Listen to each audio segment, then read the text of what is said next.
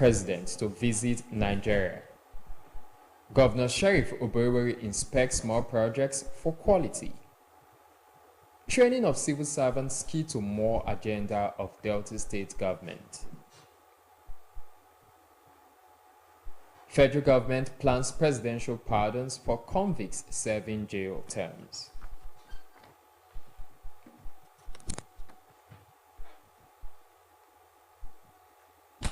Good evening and welcome to the Delta Television News at 8.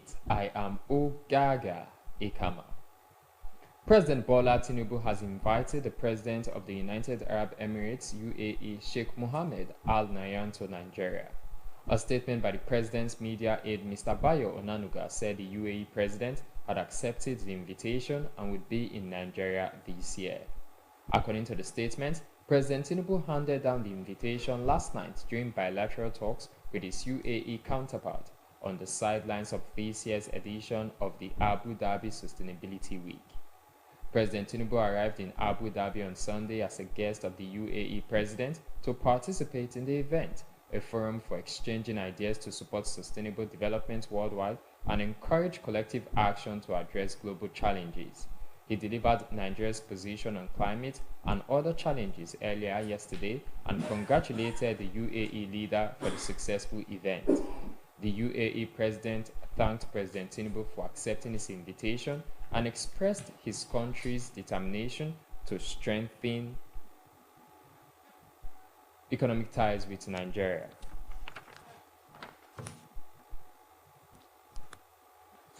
The state government has said quality will not be compromised on the altar of friendship in project execution. Governor Sheriff Oborevwori stated this while inspecting some key projects in the state capital. Ejime Udueme reports.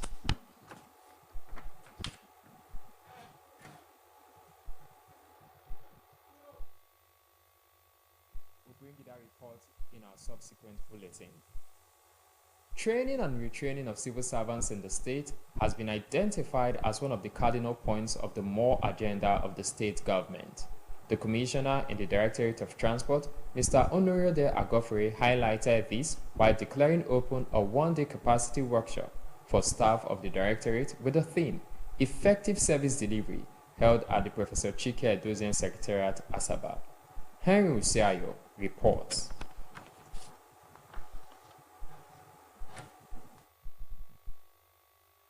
Workshop open, Mr. Agofere said that civil service was the engine room of government and it was strengthened through capacity building to enable civil servants meet up in implementing government's policies effectively. The Commissioner noted that effective service delivery was critical to an efficient and sound civil service which could only be acquired through training and retraining. He commended the state government for its commitment to the welfare of workers in the state, while enjoining participants to reciprocate the gesture by giving quality service to Deltans. To this end, effective service delivery is an integral requirement of an efficient and sound civil service, which can be acquired through workshop / capacity building of this nature. It is important to emphasize here that training and retraining of workers in the Delta State Civil Service is one of the cardinal points in the MORE agenda of His Excellency the Governor. His Excellency's commitment to the cause of workers' welfare in the state is unwavering and paramount. Resource persons, Mr. Ignatius Ishe, delivered a lecture on time management. Mr. Akbojero Jomo talked on stress management, while the Director of Administration in the Directorate, Mr. Francis Ohawa, capped the workshop with a lecture on the overview of the civil service rules. So time management is about proper and effective utilization of your time to achieve what we call productive work life. Now, if you remove management from time, there is no way you'll be able to accomplish anything. And again, if you say you don't manage time, please try and manage the activities you accomplish within time. It is not about how much of stress that comes your way or things that comes your way that is capable of causing stress, but how much you are able to manage it. Most public officers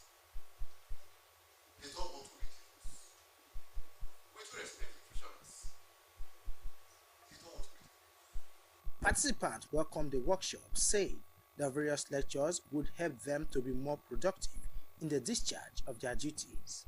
The time management, at least now we now know how to manage our time in the office, not idling around, gisting what is not pertaining to the office work. The workshop is really wonderful. Our eyes has been opened on how to manage time. Okay, very, very important in the sense that I've learned how to do my job very well as per service delivery. The workshop with the theme Effective Service Delivery featured an interactive session. Henry Usiayu reporting. A one-day stakeholders workshop on environmental pollution and its impact on the society, organized by the Office of the Special Assistant to the Governor on Environment, Honorable Matthew Oporu, held today at the Professor Chike Edozian Secretariat in Asaba. Mora Isopam brings details. Honorable Oporu said the fact that environmental pollution had remained one of the greatest global challenges facing humanity prompted the need for the workshop, which brought together stakeholders from the environment and health offices, basically to address current issues associated with environmental pollution. He called for a strong advocacy and sensitization of the public through various mediums in order to mitigate environmental pollution and degradation, which tallied with the more agenda of the state governor in ensuring that the state played a major role in environmental sustainability, adding that a cleaner environment was a healthier environment. This workshop, therefore, is organized to address current issues associated with environmental pollution and call for a strong advocacy and sensitization of the public through radio and television channels, social media platforms, town hall meetings, stakeholders, association meetings, and community involvement, all crucial in achieving significant reduction in pollution. And it begins with citizens taking ownership and responsibility of premises sanitation. The Commissioner for Environment, Honorable Jamani Ejiro, represented by the Permanent Secretary in the Ministry, Dr. Mini Osaji, in her address, said Delta State was faced with a series of environmental pollution caused by human activities that had harmful effects, listing such activities to include the proliferation of dredging activities, oil exploration and spills, gas flaring, indiscriminate waste disposal, open defecation and poor sanitation attitudes. She urged the people to comply with sanitation laws to minimize pollution, adding that offenders would be sanctioned. Environmental pollution is an effect caused by undesirable changes in the natural environment, mostly caused by human activities that have harmful effects on the humans themselves, animals, plants, and other animals in the organisms in the ecosystem. Stakeholders in the environment sector to ensure compliance of sanitation laws and sanction offenders apart from the monthly declared sanitation day. There will be total clampdown on all illegal and unregistered dredgers across the state. The resource person, a consultant with Joneta International Consult Limited, Professor Loretta Todararo Aherobo, gave an in-depth lecture on the impact of environmental pollution and highlighted several ways to reduce it, which was later summed up in a communique by the stakeholders and presented to Honorable Oporu. Some of the stakeholders expressed satisfaction with the workshop, saying it captured the pressing burden of environmental pollution, which was mainly caused by humans. It's a good one, well packaged, and the lecturer of the day was, in fact, she was amazing. It is about we now, we, the general public, to imbibe that culture of building our environment, maintaining our environment, not defacing it. Then on the side of government, we need to embark on public enlightenment. You need to... If we do what is right, every citizen do what they supposed to do to the environment, we have less pollution, either in the land, water, or air. Mora is super reporting. The state government has said quality will not be compromised on the altar of friendship in project execution. Governor Sheriff Oborevwori stated this while inspecting some key projects in the state's capital.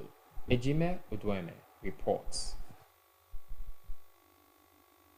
The projects inspected included the Ogbosowe-Ogbilo Road, the Ogbogonogo Market Storm Drainage Project, and the Ogbofu Road off Jarrett Road, Cable Point, Al-Saba. Others are the 1.7 kilometers Amechi Agusi Street with 10 adjoining streets, Dora Alana Street, Olo Street, Brutu Drive off Infant Jesus Road, Odilison Junior Crescent, Agbogu Close, Ngozi Odiaka Avenue, Aloy Isomede Street, Ezobi Ojuku Street, and Ajudwa Street, Okpanam. Areta Table Water Street off NTA Road, Asaba, and Redeemers Street, Asaba. Governor Oborevwori at the Ogbogonogo Drainage Project expressed displeasure with the unprofessional construction of manholes and underground drainages and advised the contracting firm to correct all observed defects to avoid sanctions. What I'm not satisfied with is the contractor not doing to specification, because I took my time. When you measure the rods, the 12 mm is 12 mm. Good. So you need to measure whether it is 12 mm. That one is correct. But the alignments are not correct. And when you are casting, and you do the proper casting, you look at some area, you see the rods. Those are things they also ought to correct before now. But they have also assured us before the end of this month that those amendments will be taken care of. He said it was unfortunate that some local contractors were performing below standard, warning that he would not hesitate to sanction defaulters.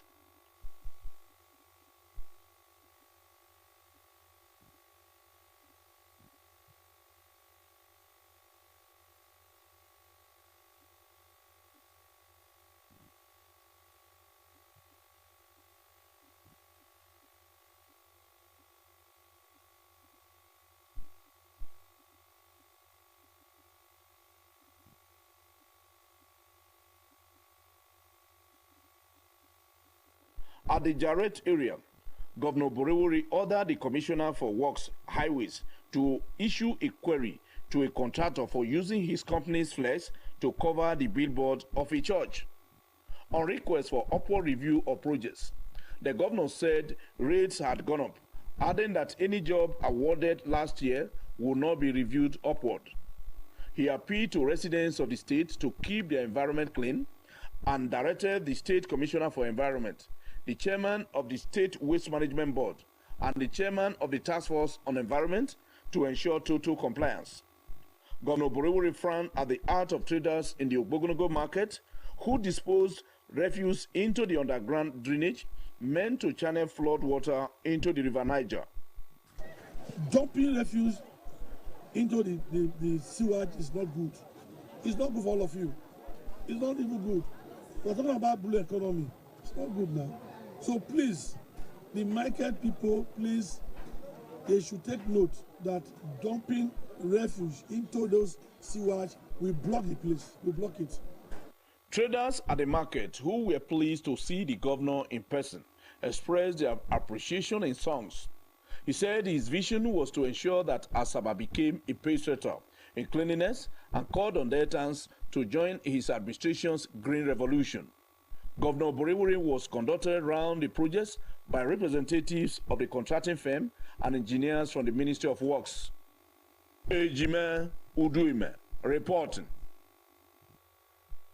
The federal government has taken a significant step towards enhancing agricultural interventions by developing a comprehensive farmers register through a partnership between the Federal Ministry of Agriculture and Food Security and the National Identity Management Commission, NIMC. This initiative aims to establish a verifiable database of genuine farmers across Nigeria. In a statement by the Minister of Agriculture and Food Security, Senator Abubakar Kyari noted that the first phase of the project would register 2 million farmers within the next 3 months. Subsequently, the registration will expand to include 6 million farmers in the second phase, with the ultimate goal of encompassing all farmers nationwide. Senator Kyari stressed the importance of the register in addressing a key challenge in agricultural interventions in Nigeria. He described the initiative as a game changer, noting that it would enable the government to target authentic farmers, thereby boosting food production and ensuring food security. The register will not only include personal details but also vital information such as farmland location, crop types, soil characteristics, and farming methods, including whether irrigation or rain-fed systems are used. The minister added that the initiative would address issues such as portfolio farmers and ghost farmers, ensuring that government resources are directed to those who truly require support. In response, the Director General and Chief Executive Officer of NIMSI, Abisoye Koka Odusote, expressed the Commission's commitment to the project. She assured that NIMSI would leverage its extensive infrastructure, including offices in every local government area, to ensure smooth implementation of the registration process.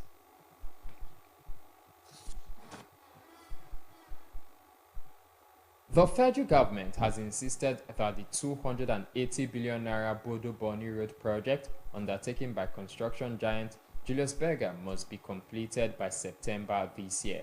Minister of Works Senator Dave Umahi declared this while speaking with newsmen at the end of a two-day inspection of ongoing construction work on some federal roads in Rivers and Abia states. Senator Umahi said while the federal government would commence the commissioning of the first set of road projects across the country from February to May, the Bodo Boni Road would be a special gift to President Bola Tinubu on October 1.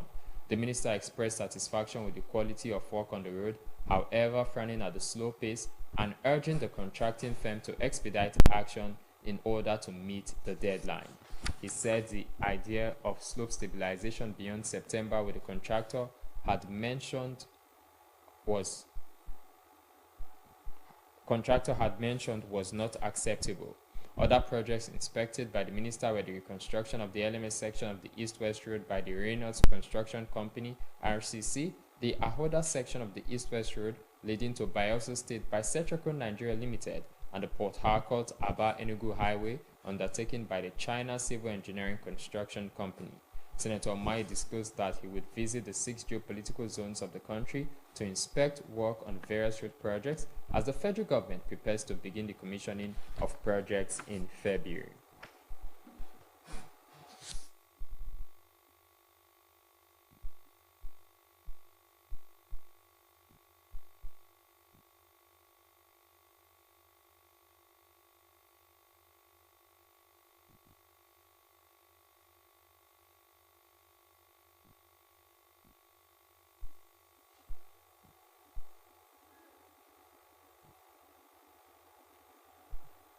The Inspector General of Police, IGP, Mr. Kayode Egbetokun, has established police anti-money laundering units across the country in a strategic move to combat terrorism financing and strengthen national security. A statement by the first Public Relations Officer, Mr. Olumuyiwa Adejobi, said the initiative aims to combat financial crimes and prevent illicit financial activities that could undermine the country's stability. It added that the measure was a strategic move to strengthen the role of the police in national security, specifically in combating financial crimes, and was also critical in countering the sophisticated methods used by terrorist organizations as well as other criminal entities to finance their activities.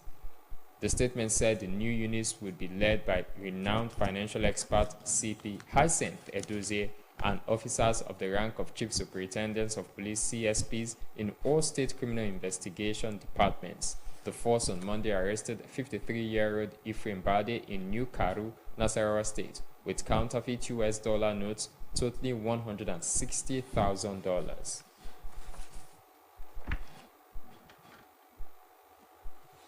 The state government has banned the indiscriminate mixing of concrete on road surfaces and pavements throughout the state with effect from today.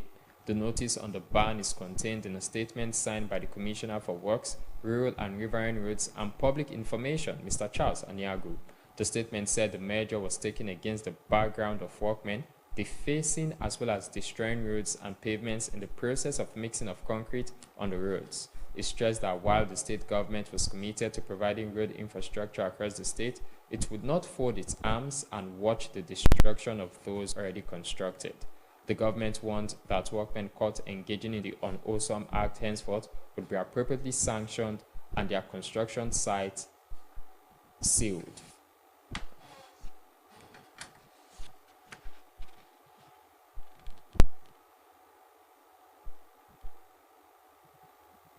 Director General of the State Bureau for Communications and Orientation, Dr. Fred Ogenesiwe, has said the appointment of Senator Igor Yota Amori as Chief Advisor to the State Governor is well deserved.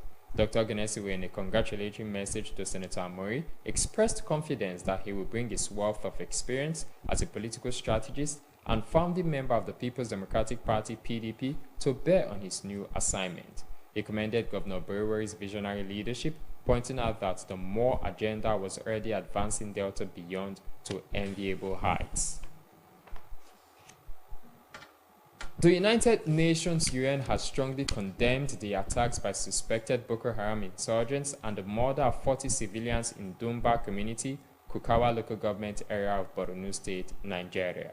The UN humanitarian coordinator in Nigeria, Mr. Mohammed Fall, in a statement, denounced the attack targeted at fishermen and farmers in the area. According to him, the perpetrators of the attack must be brought to justice in line with national and international human rights laws. It will be recalled that suspected terrorists of the Islamic State of West African Province, ISWAP, launched a deadly attack on Sunday, killing scores of farmers in Kukara local government area of Borno State. The UN humanitarian coordinator conveyed condolences to the bereaved families and wished the injured a quick recovery. He also expressed concern over the frequency of attacks on civilians in conflict-affected areas in 2024.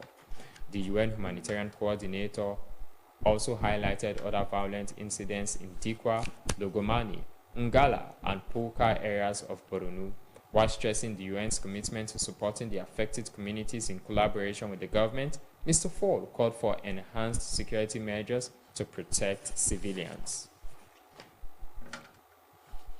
Still to come on the news, federal government plans presidential pardons for convicts serving jail terms. Details of this and more coming up shortly. Upgrading your TV doesn't mean buying a new one. Unbelievable, right? But with the new Airtel Smart Router, you can now watch YouTube on any TV and also get unlimited data for 30 days to stream Nollywood movies, catch up on football highlights, and keep your kids engaged with edutainment all on YouTube. With the Airtel Smart Router, everyone gets what they love. Get the Smart Router plus unlimited data for 25,000 Naira. Visit the nearest Airtel shop to get yours. Airtel, a reason to imagine.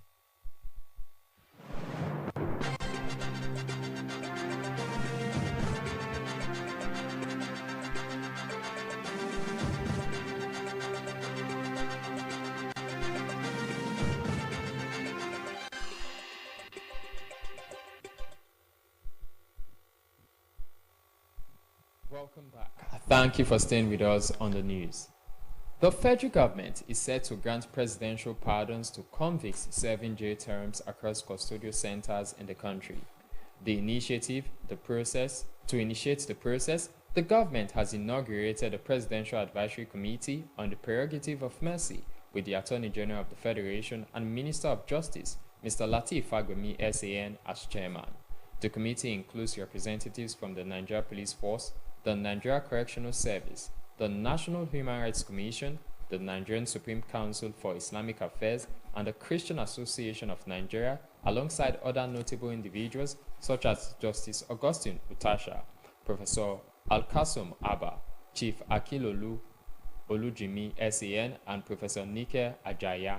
In his remarks at the inauguration, the Secretary to the Government of the Federation, Senator George Akume, cited Section 175 of the Constitution, which conferred special powers of the prerogative of mercy on the President that enabled him to grant pardon to any person convicted of an offense created by an act of the National Assembly.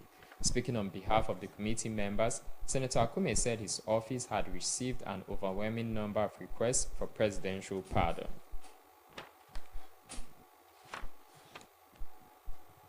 Let's join our business news desk for happenings in the business sector.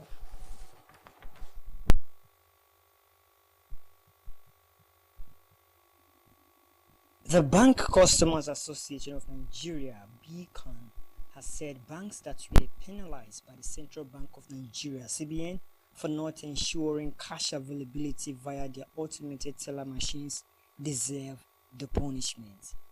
The CBN sanctioned 9 deposit money banks with fines totaling 1.35 billion naira for failing to ensure cash availability through automated teller machines during the festive season.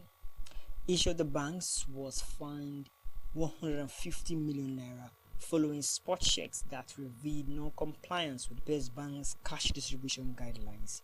The affected banks include Fidelity Bank PLC, First Bank PLC, Kingston Bank PLC, Union Bank PLC, Globus Bank PLC, Providus Bank PLC, Zenith Bank PLC, United Bank for Africa PLC, and Sterling Bank PLC. The fines would be directly debited for the bank's accounts with the CBN. Speaking on the development, President of the Bank Customers Association, Dr. Uju Ogunbunka, lauded the CBN for its zero tolerance to disobedience to rules by the commercial banks. Next is the thought for the day. The desire to succeed means nothing without the will to prepare.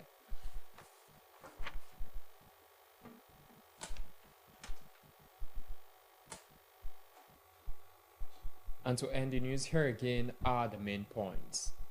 President Bola Tinubu has invited the President of the United Arab Emirates, Sheikh Mohammed Al Nahyan, to Nigeria. A statement by the President's media aide, Mr. Bayo Onanuga, said the UAE President had accepted the invitation and would be in Nigeria this year. The state government has said quality will not be compromised on the altar of friendship in project execution. Governor Sheriff Oberwe stated this while inspecting some key projects in the state capital. Training and retraining of civil servants in the state has been identified as one of the cardinal points of the MORE agenda of the state government. The commissioner in the Directorate of Transport, Mr. Olorode Agofure, highlighted this while declaring open a one-day capacity workshop for staff of the Directorate. We also reported that the federal government is set to grant presidential pardons to convicts serving jail terms across custodial centers in the country. That's the news. Thank you so much for watching. I am Ogaga Ekama. Good evening.